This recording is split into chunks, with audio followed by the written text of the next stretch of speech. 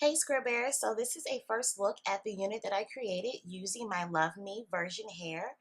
And I made a show and tell video a few weeks ago showing you guys exactly about the type of hair that I got, the lengths, where you can get it from, how it came, the packaging and all that. So if you guys want to check out that previous video, I'll link it for you guys below. But this is a look at the completed unit. It's not quite complete because I do have to perfect on the cut a little bit, but I did describe that I wanted to do a long one length sort of bob, a nice little blunt cut. So this is how it looks. I'm going to show you guys a little bit of how I created this unit. I already have the closure laid down, sewn down, and I'm putting my initial border, I guess, track around. And this track, I like to keep it very close to the end of the band, I guess, or the end of the dome cap. I want to say around the edges, around the edges, and I do it really, really close because it does create a nice natural look. If it starts blowing away from your face, away from the wind, you don't see tracks. It's not super bulky. So I like to put that kind of border track around for all of my units.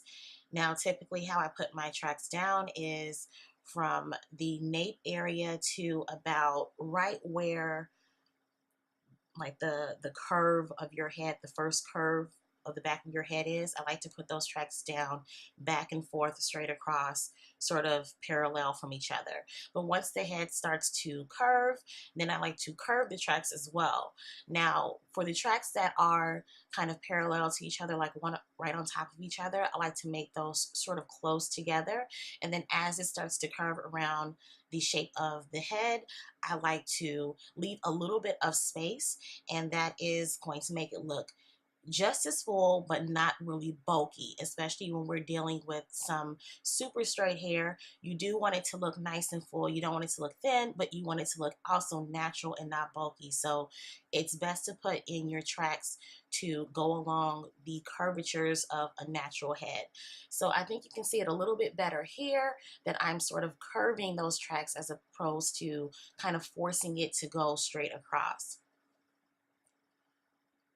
And I like to cut as little hair as possible as far as the tracks. So I like to fold the tracks as you saw before and kind of making sure that it's pinned down and secured. Now this is at the top of the head, I guess around the crown area. And right there, I like to use sort of U-shaped track laying and stitching it down right there so that it can go around the actual closure. So this is how it looks from the closure to the last track. And just to get my initial cut for my one length, it's really easy. Just pull all the hair back into a ponytail. Make sure that the head is sitting straight up or standing straight up, and everything is nice and as even as possible. And it would help you to have super sharp shears. My shears are a little dull, so I need to switch it up, but that's how I do the initial cut, and that's going to make it as easy as possible to at least start with the one length. Now you can get more technical and clean up the shape, of course, by going into the hair and doing the cut and just perfecting the lines. So again, here is a final look at the unit.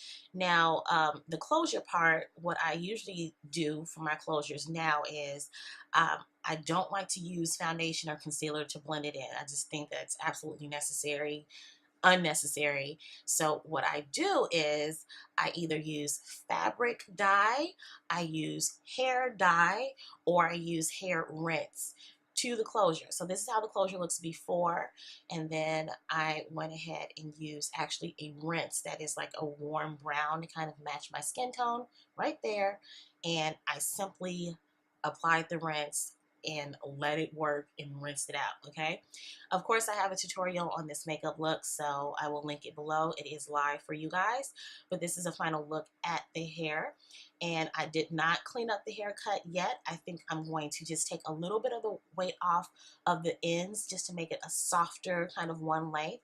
I don't want to do too many layers into it, but of course I want to clean up the cut and iron it out. But this is how the hair looks naturally straight without ironing it out.